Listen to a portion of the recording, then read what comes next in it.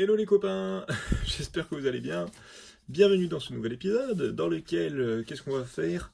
On va retester en fait, faire un dessin un peu plus approfondi avec les Pit Graphite Matte de chez Faber-Castell, parce que je me suis rendu compte que statistiquement, en fait, c'était une des vidéos qui avait entre guillemets le mieux fonctionné sur ma chaîne. Et comme j'ai pas fait un test super, j'ai juste fait une comparaison avec la mine graphite classique pour montrer alors le principe des graphites mat. Pour ceux qui n'ont pas vu la vidéo, je vous encourage à aller la voir.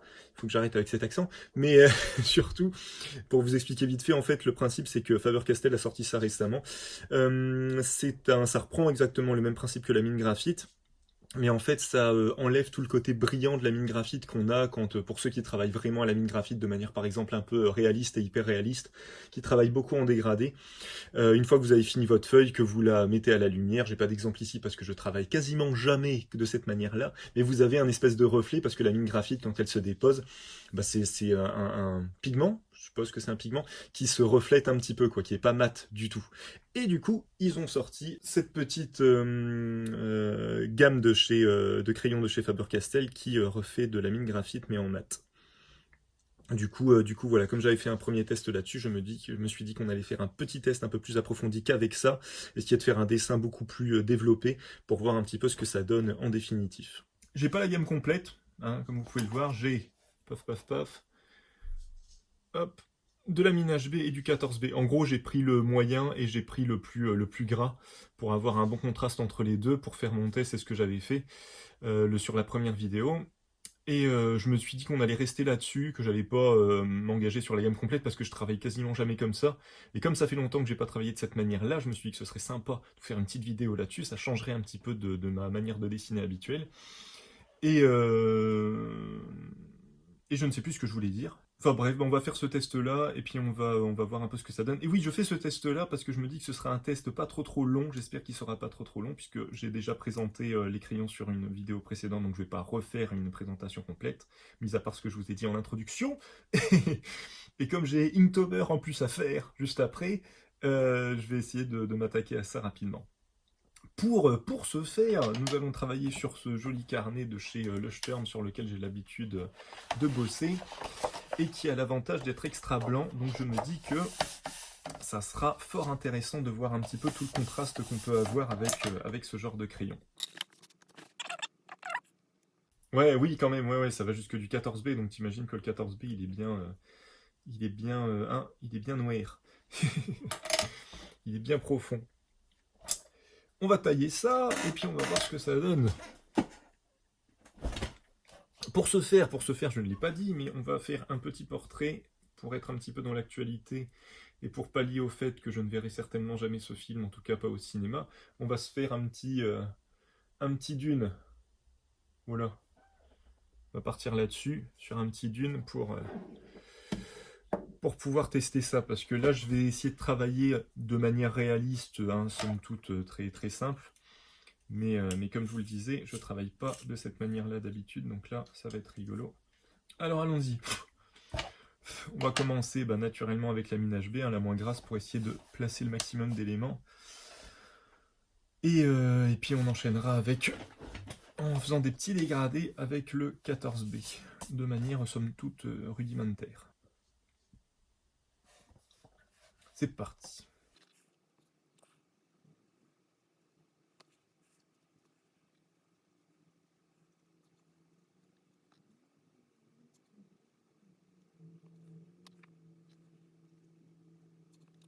Je suis vraiment rouillé dans cette façon de travailler parce que généralement, maintenant j'essaye de plus en plus de me détacher du modèle. Donc là, essayer de le respecter au maximum, ça va être une épreuve de force pour moi.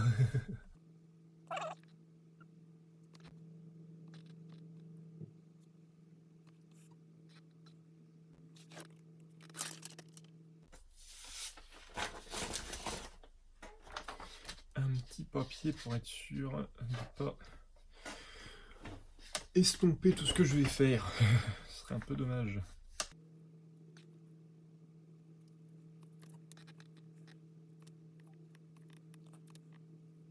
Faut que je retrouve tout doucement comment je travaillais de cette manière-là.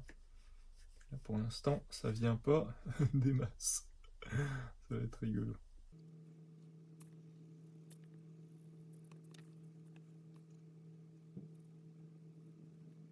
Je sais pas si on voit quelque chose. Ça a l'air, ouais, ça doit être très léger à mon avis.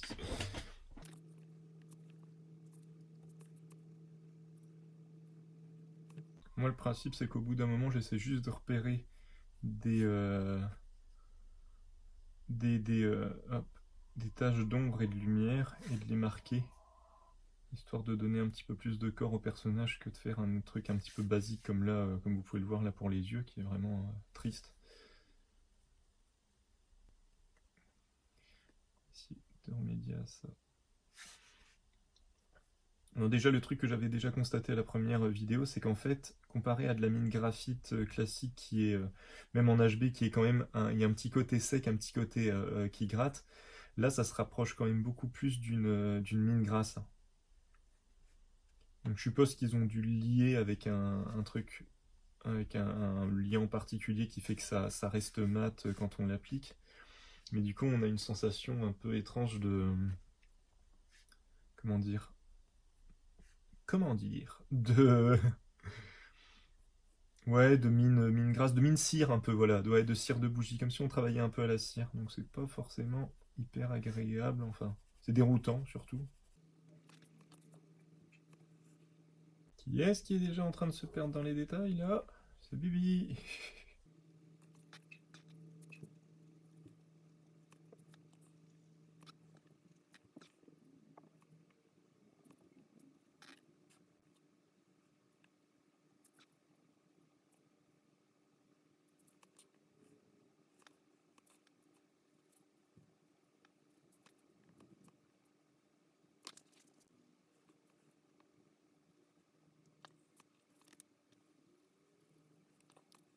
Bon, en vrai, là, il faudrait que je finisse de placer en fait tous les éléments pour voir au niveau de la cohérence avant de commencer à marquer définitivement comme je suis en train de le faire là. Mais j'avoue que je fais un peu comme j'ai envie parce que je suis têtu. Et puis c'est tout. En vrai, ouais, en vrai, si vous voulez avoir une belle cohérence de dessin, ouais, il faut tout placer. C'est logique, vous placez tout et puis après vous venez renforcer les traits un peu comme je suis en train de le faire pour redéfinir.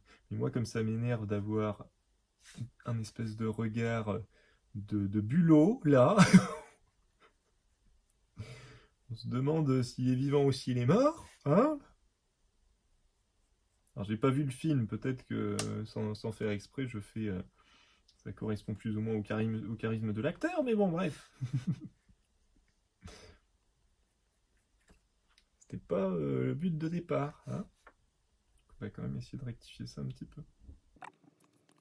Bon, après, là, sur la règle, j'avoue qu'il a pas un regard non plus très intense, hein. Mais j'aimais bien, je trouvais que la pose était sympa. Bref. On va y arriver, on va y arriver. T'as pas le temps. Ouais, c'est ça, j'ai pas le temps. C'est exactement ça. C'est vrai que là, je me dis, au début, je me disais, oh, c'était quand même agréable comme façon de dessiner tout ça. Et là, je vois que ça va faire 15 minutes et j'en suis toujours qu'aux yeux. Et ça me saoule. C'est pour ça que je dessine plus de cette manière-là. Non, et puis en vrai, à part si t'as vraiment, je sais pas, peut-être avec l'habitude, t'as le coup de main et tout ça qui vient, mais en vrai, il faut faire un quadrillage. En vrai, tu fais un quadrillage, tu places tes repères, places un quadrillage sur ta rêve, tu places un quadrillage sur ta photo, et tu fais juste j'allais dire de la copie. C'est pas de la copie bête, hein. C'est pas de la copie bête, c'est de la copie où tu comprends ton modèle en fait. Tu te rends compte que ça c'est là, ça c'est à cette distance-là. Mais, euh, mais c'est chiant, c'est tellement chiant en vrai. C'est tellement chiant à faire que bon. Est-ce qu'on a vraiment le temps de s'emmerder avec ça? Hein? Je vous le demande. Voilà, on va récupérer un petit peu de trucs. Je vais finir de placer les éléments. Parce que sinon, on va vraiment rien comprendre.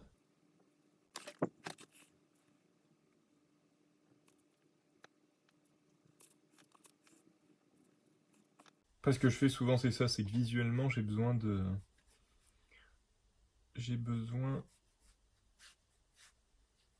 de flûte, de faire des espèces de traits comme ça géométriques que je marque pas, hein, mais qui sont juste marqués. En fait, quand je les fais, je les marque dans ma tête comme principe un peu de persistance rétinienne. Je vois le trait qui se fait, et du coup, comme ça, j'arrive à faire des repères. Donc, par exemple, là, je vois que la commissure des lèvres, elle s'arrête au début de cet œil-là, que celle-ci, elle s'arrête un petit peu plus au milieu de celui-ci.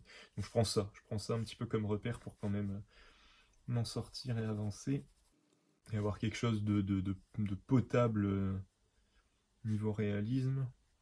Je sens tellement que je me suis embarqué dans un truc que je vais pas réussir à tenir. Ah là là. C'est le challenge, en même temps c'est le challenge, j'ai envie de dire.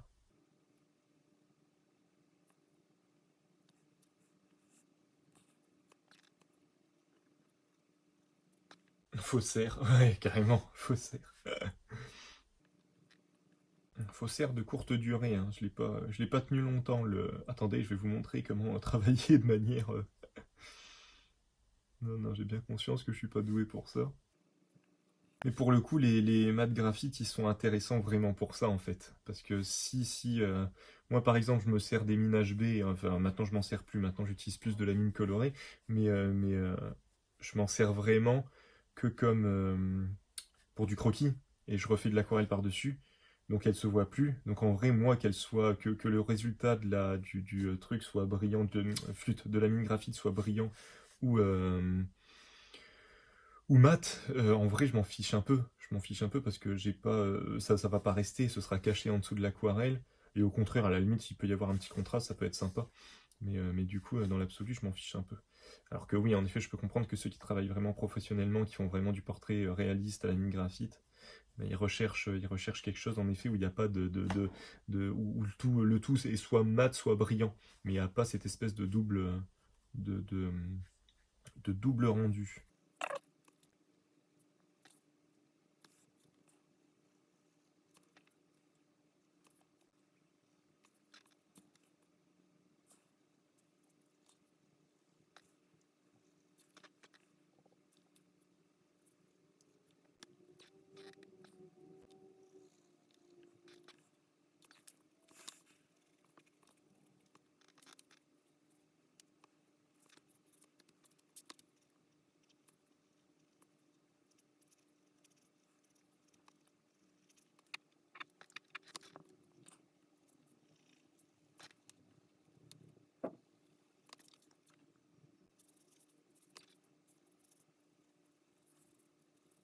Putain, il y a une forme de visage bien particulière quand même.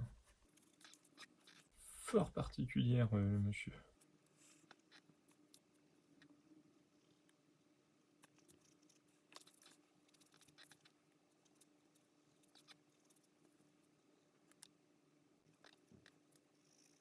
Et en vrai, c'est pareil, si vous travaillez vraiment de manière réaliste sur des portraits de ce type-là et autres, il y a tout ce qui est gomme de précision aussi qui rentre en marche, où la gomme devient carrément un crayon, en fait.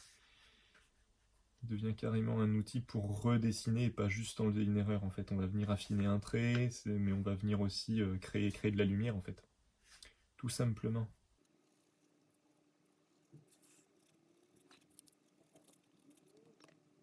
Ou je vais faire un début de coupe à la maille branche là. Là là là, tu la vois là? Tu le vois le brushing ou pas là?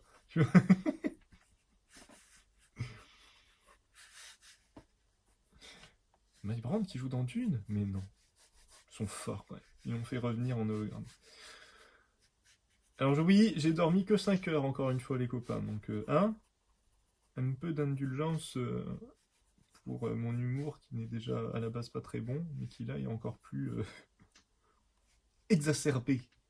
Même si c'est pas le bon mot. Bon allez, je vais me taire. Hein.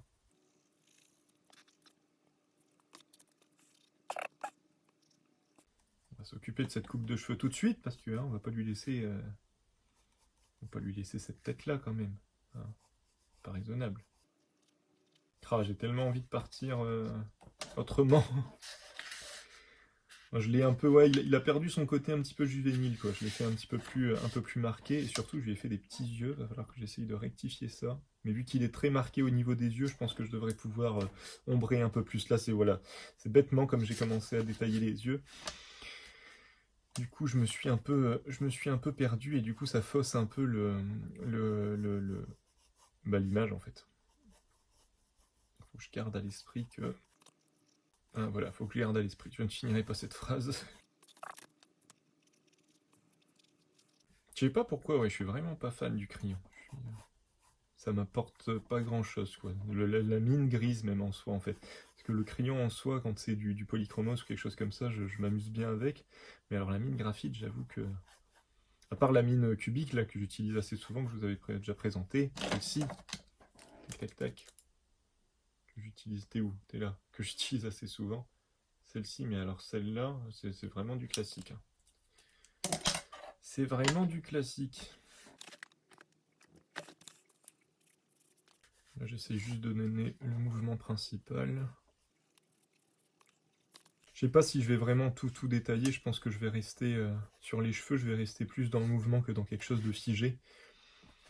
Parce que c'est tout le problème, c'est que plus on détaille, plus on fige le portrait, plus on marque des choses, et après, voilà quoi, ça casse un peu toute la dynamique du personnage, de la pose. Des fois, ouais, ça peut casser un peu tout ça.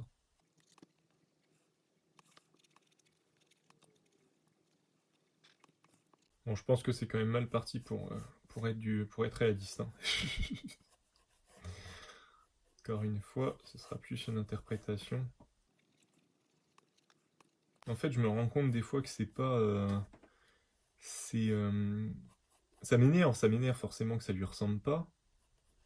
Mais très vite, en fait, je passe à un autre stade où je me dis, putain, mais c'est une autre personne que j'ai créée.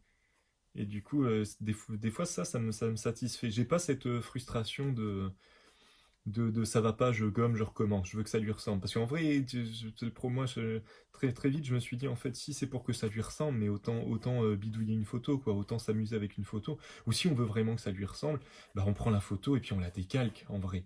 Je comprends pas. Toujours du mal avec les portraits hyper réalistes à cause de ça, parce que je me dis vraiment ça, je me dis c'est quoi l'intérêt en fait? À part en effet c'est une prouesse technique, hein, ça y a pas de souci là-dessus, mais du coup je m'interroge vraiment sur comment?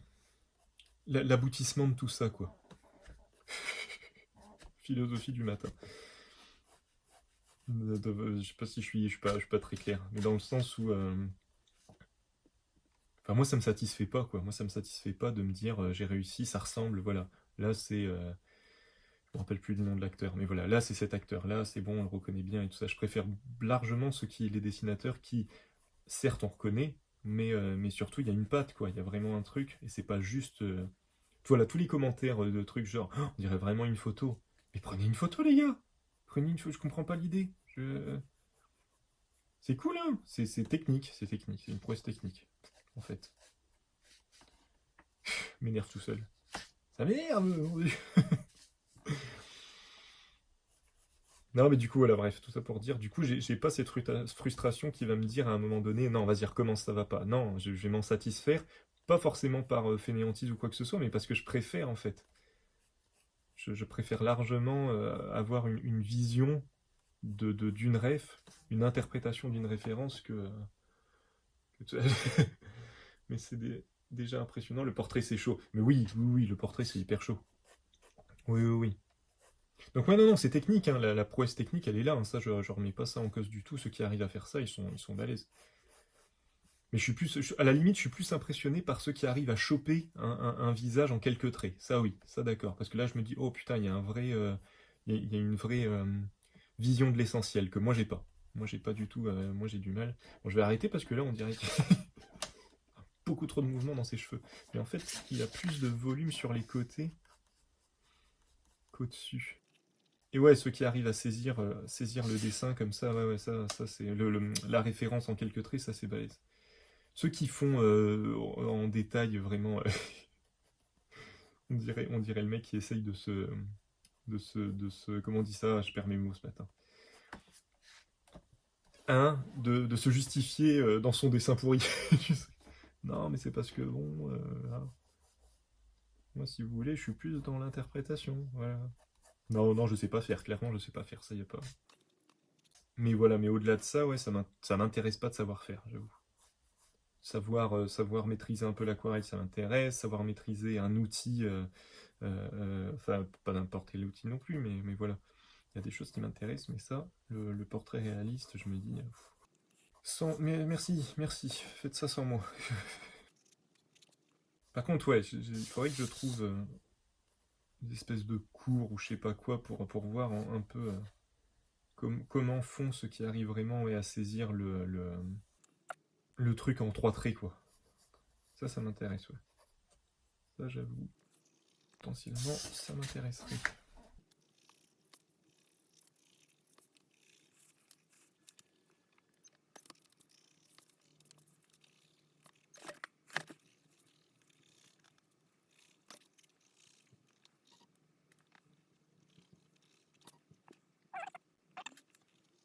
Bon, on va peut-être s'arrêter là avec la mine HB et puis on va passer au gras. Et c'est parti pour le moment de correction. Alors, ce regard. Qu'est-ce qu'il nous dit ce regard? Bon, dans mes souvenirs, le 14B, de toute façon vous le voyez déjà, je l'ai utilisé genre pour 2 petits portraits. Et voilà où on en est à taille égale. Donc dans mes souvenirs, le 14B, il se décharge très très rapidement, quoi. Je suis vite obligé de le retailler. On va voir là ce que ça donne sur un portrait un peu plus colossal, on va dire.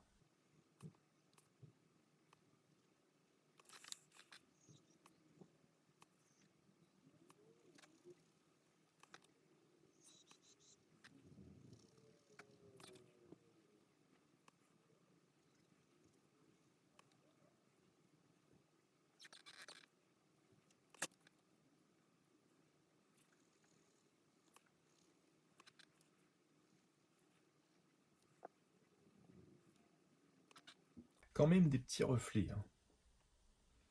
C'est clairement plus léger que de la mine graphite basique, mais il y a quand même des petits reflets.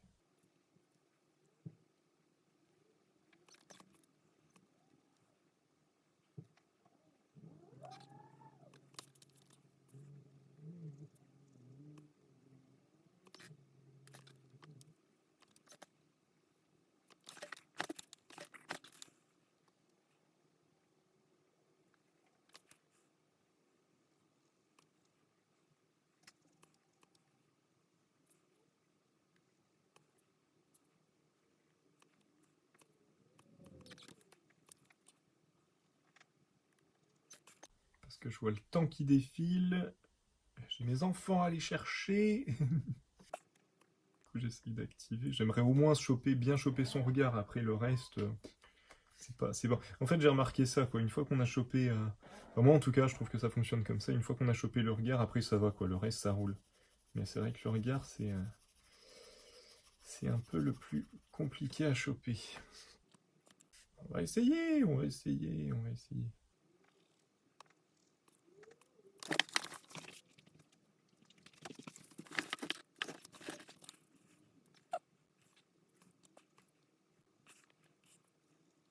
Bon, en vrai, je retrouve un peu un petit côté un peu zen, quoi, dans le fait de, bah, déjà de passer du temps sur un dessin, parce que j'avoue que c'est de moins en moins mon truc. Pas que j'aime pas, hein, mais du coup, je préfère être, comme je le disais, dans quelque chose de plus vif.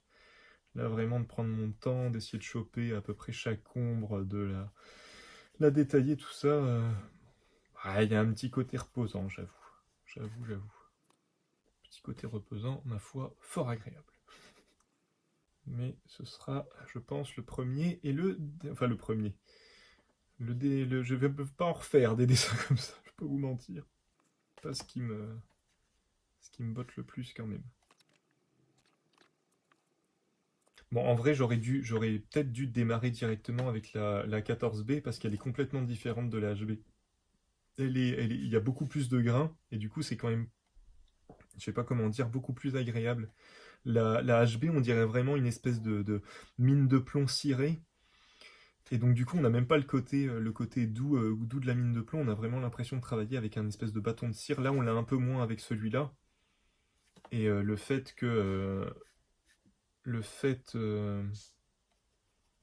Je sais plus ce que je voulais dire, tiens, dis donc. Alors, ça va me revenir, hein, ça va me revenir, ne vous inquiétez pas.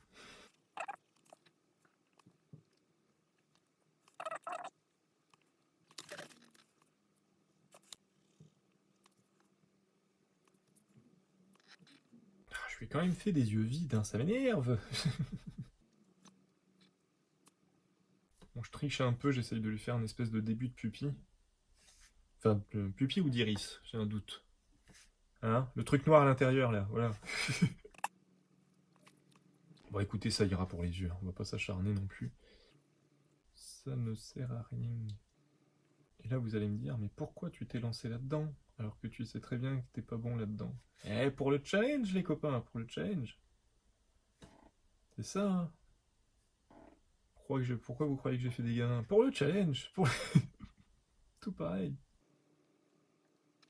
Quand je dessine, c'est 90% portrait, je ne sais pas pourquoi, peut-être comme vous, ça m'inspire. Ah, tutoie-moi, me dis pas vous, s'il te plaît. Ça m'inspire, mais je ne suis pas encore à votre niveau. Oh, c'est que mon niveau, il est pas si bon que ça, hein, tu sais.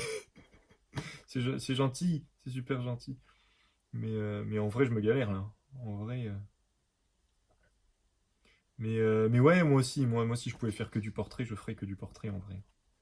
Mais pas du portrait réaliste. Je sais pas, Salsa Flavio, je sais pas comment tu. Flûte, je vais y arriver à faire une phrase complète, nom de Dieu, ce matin. Si tu fais du portrait réaliste ou plus du style BD, comics, manga. Mais moi, clairement, ouais, portrait, mais pas réaliste, ça c'est clair. Ça c'est clair que. Noir pupille. Merci Gauthier. Noir, voilà la pupille, la pupille. Disque coloré autour, iris. Ça marche. Iris, merci. Merci pour ce petit cours de biologie. On parle, hein, mais dans 20 minutes, hein, je dois aller chercher mes gamins.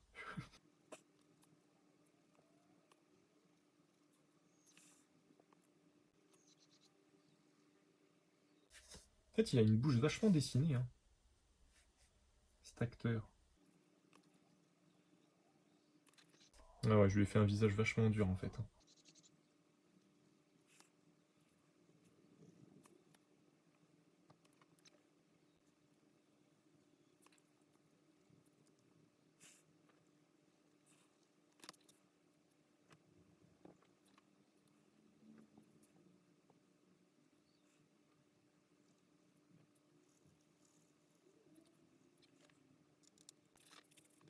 Bon, je vais finir la partie du visage comme ça, et puis les cheveux, je vais y aller un petit peu un peu plus en mode barbare, parce que je n'aurai pas le temps de tout faire, je pense. En tout cas, le 14B, j'aime bien. J'aime bien. Je trouve que la mine, la mine elle est bizarrement moins grasse que le HB.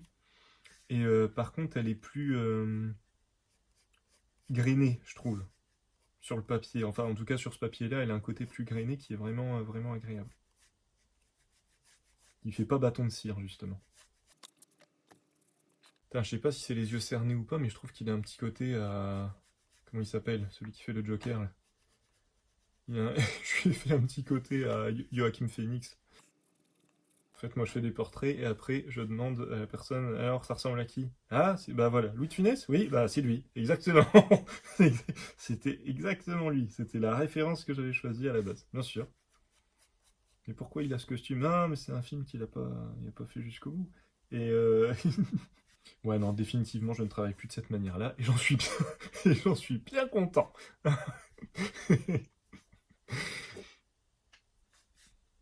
Je vais pas vous mentir, je vais pas faire genre.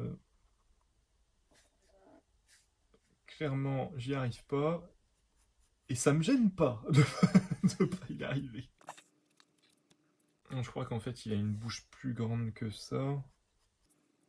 Non, j'ai testé le HB2B de la même marque que tu utilises et par rapport au Mars Lumograph Black de chez Stadler, ils sont moins gras et ne brillent pas à la lumière. Les, euh, les Mars Black, du coup, ouais, Stadler, ils ont aussi sorti leur marque de trucs de mine graphite, mais sans le côté brillant, c'est ça l'idée. Ça, je savais pas. Ça, moi, j'étais resté au Mars Lumograph de chez Stadler, mais les classiques, quoi, les HB, 2B, 4B, enfin la mine graphite standard, quoi. Je savais pas qu'ils avaient fait un équivalent.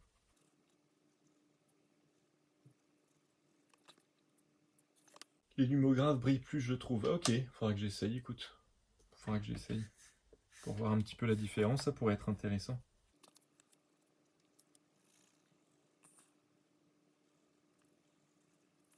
Par contre, il a un bon menton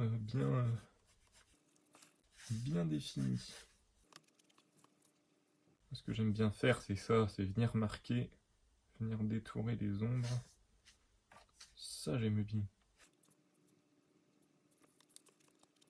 Ouais, je me dis, le col, on va le laisser comme ça aussi, comme ça fait une espèce de contraste un peu. De pas trop le détailler. J'allais dire, j'ai pas forcément de comparatif avec du coup avec d'autres marques qui font la même chose, comme tu disais avec les Stadler et tout ça. Mais là, moi de ce que je constate, en tout cas le HB quand tu l'utilises, il fait vraiment crayon de cire. Il fait vraiment, donc ça accroche un peu le papier tout en ayant ce côté un peu mou, tu sais, de la cire. Et je trouve pas ça, voilà, super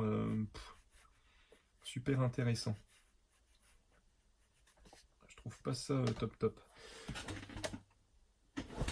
Allez, on va finir les cheveux.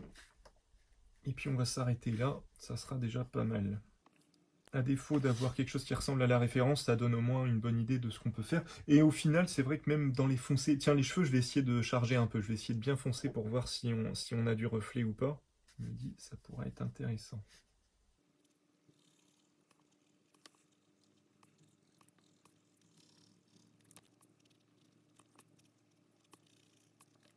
Tout peut dépendre de la qualité du papier. Ouais, clairement. Par contre, le rendu, le rendu va dépendre en effet de la qualité du papier, si t'as un grain, si t'as pas de grain, si t'es lisse et tout ça. Mais logiquement, le ressenti du crayon, là, moi, j'ai le sentiment que c'est quand même la mine qui fait cet effet-là, qui fait cet effet. Je comprends après, je comprends ce que tu veux dire par le côté craie, mais moi, je reste quand même plus sur le côté. C'est pas sec, quoi. C'est pas sec comme de la craie, tu sais. C'est pas sec comme du carré comté, comme tu vois, comme du pastel ou ce genre de choses, quoi, ou même une craie à tableau, ce genre de choses, c'est pas sec comme ça. Il y a un petit côté un peu plus doux, qui est moins marqué en effet sur le 14B. Sur le HB, par contre, t'as vraiment ce côté hyper doux qui est vraiment. Enfin, moi, ça me dérange un peu, quoi. J'ai l'impression d'avoir, je te dis, une espèce de mine de plomb avec de la cire, quoi, de la cire autour.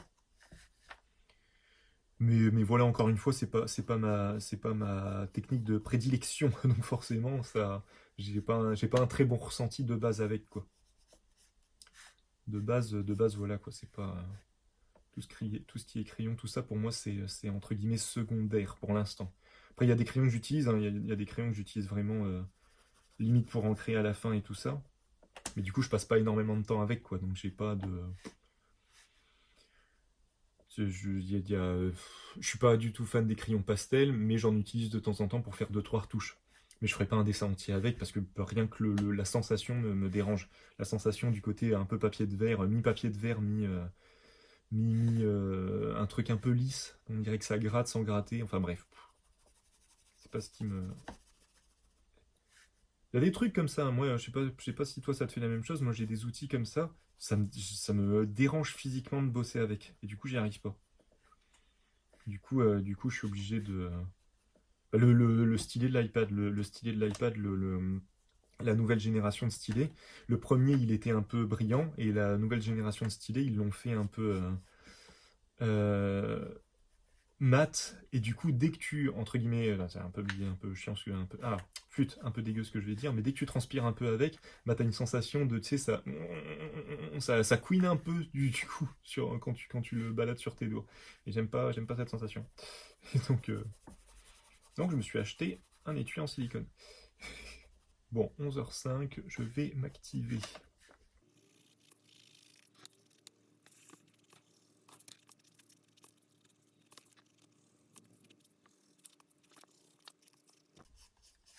Je me dis pareil, ça peut être sympa de laisser quelque chose de plus léger sur le dessus.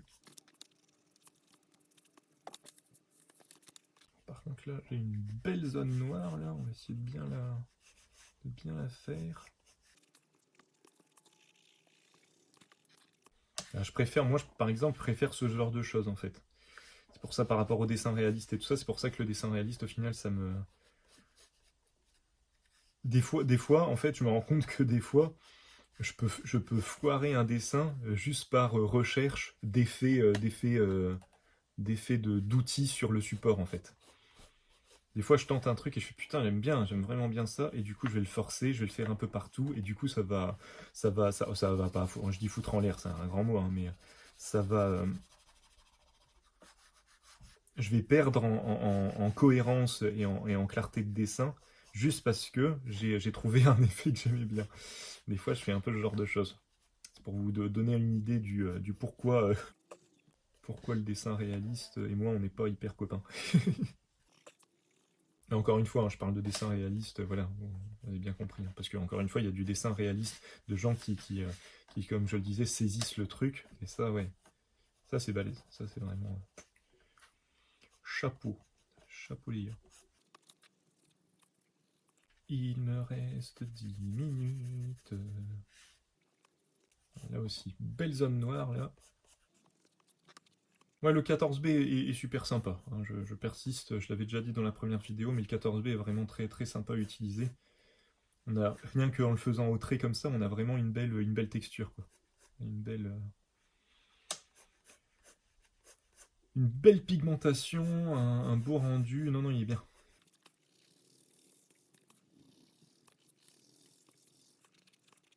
Au final, j'ai pas testé, mais je pense que... Ah, alors il s'estompe, j'avais pas fait gaffe, mais il s'estompe quand même beaucoup moins que la mine... Encore une fois, hein, ça doit être le côté cireux, hein, ça doit être le côté cireux, mais il s'estompe beaucoup moins que la mine graphite classique. Ce qui fait qu'en effet, c'est... Ça, j'ai pas fait gaffe, mais du coup, on doit pouvoir limite l'utiliser sans feuille, j'allais dire. Mais bon, si je fais un test juste là... Ouais, non, par contre, le 14B, lui, il est un peu fort, ouais. Il est un peu fort en chocolat. Il est fort, il se dégrade fort, quoi.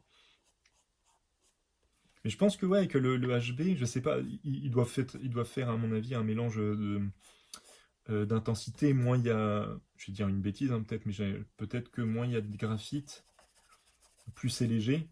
Logiquement, ça devrait être comme ça. Moins il y a de pigments, plus c'est léger. Enfin, en peinture, c'est un peu comme ça, quand même. Et du coup, il y a plus de liant, et du coup, le liant doit être un corps un peu gras, genre cire, hein, genre cire ou quelque chose comme ça. Et du coup, ça expliquerait le côté cireux quand on l'applique, et ça expliquerait le fait qu'en effet, quand on essaye de l'estomper, il s'estompe pas, alors que le 14B s'estompe beaucoup plus. Mais peut-être je dis n'importe quoi parce que j'ai pas vérifié. Le 14B, ouais, le 14B est bien. Enfin, moi, je suis... si je devais bosser avec un, ce serait le 14B. Mais je pense pas que je pense pas que j'achèterais la boîte complète, quoi. Je trouve que le 14B, si il faut maîtriser l'outil, quoi, mais si tu y vas de manière très légère, t'as déjà pas mal de différences de gradation, quoi. Ça se dit gradation, je crois que ça se dit, j'ai un doute. Là, tu peux vraiment, enfin bah tu les connais, mais tu peux, si arrives à être léger.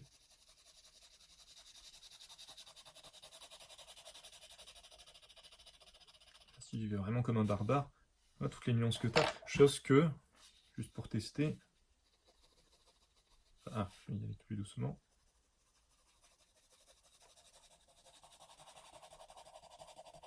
Voilà, chose que t'as pas avec le HB. Le HB, on est quand même sur quelque chose de très gris. Et sur la fin, je vous jure que la sensation, elle est vraiment, elle fait cire, quoi. On dirait un bâton de cire qu'on est en train de... Enfin bref. Ça me gêne, moi ça me gêne. Mais vous voyez, la texture est beaucoup plus intéressante en 14B. Là, elle a un côté grossier.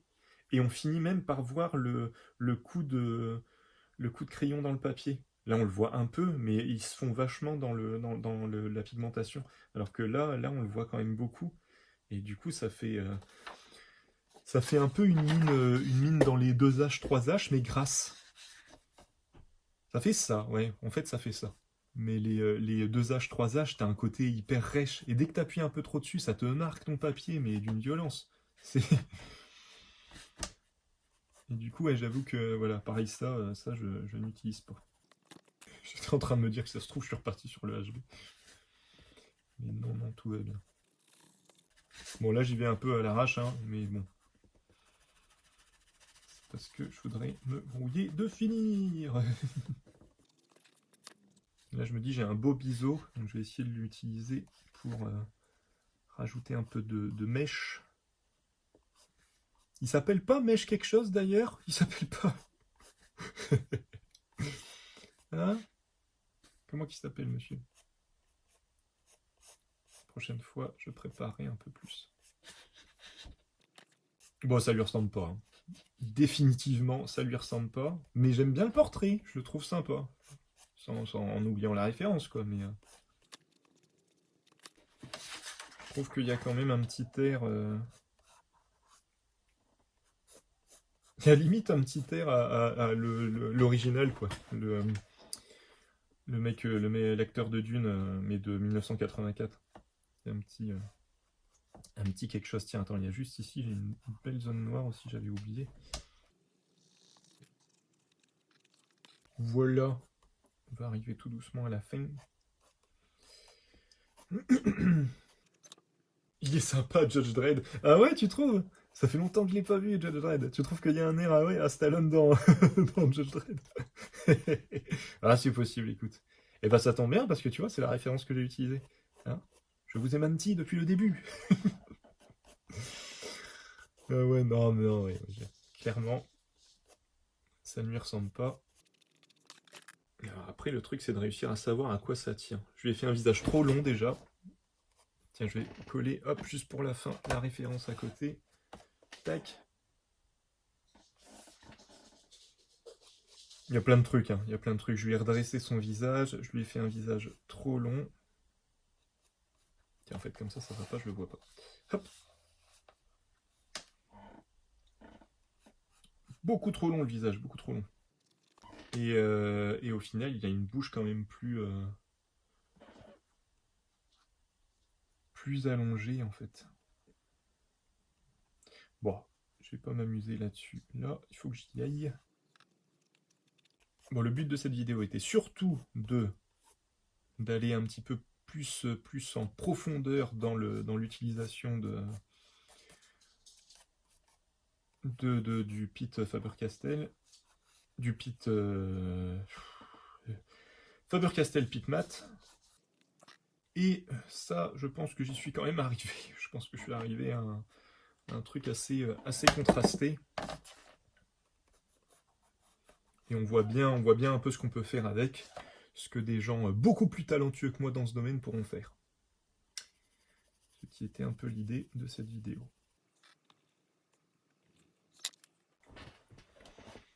Sur ces bonnes paroles, les amis, on va s'arrêter là. On va arrêter là le carnage. Et voilà, donc comme je disais, le but c'était vraiment de montrer un peu ce qu'on pouvait faire avec le Pit Mat graphique. Oubliez cette référence. Non, mais au bout d'un moment, il faut que j'arrête d'utiliser des références. Mais là, forcément, pour essayer de dessiner un petit peu de manière réaliste, je voulais avoir je voulais avoir une référence pour pouvoir vous montrer un petit peu les différents niveaux et tout ça. Et bon, je lui ai fait un beau brushing. Et... Belle coupe de cheveux, il sort de chez le coiffeur, hein, on peut au moins lui reconnaître ça.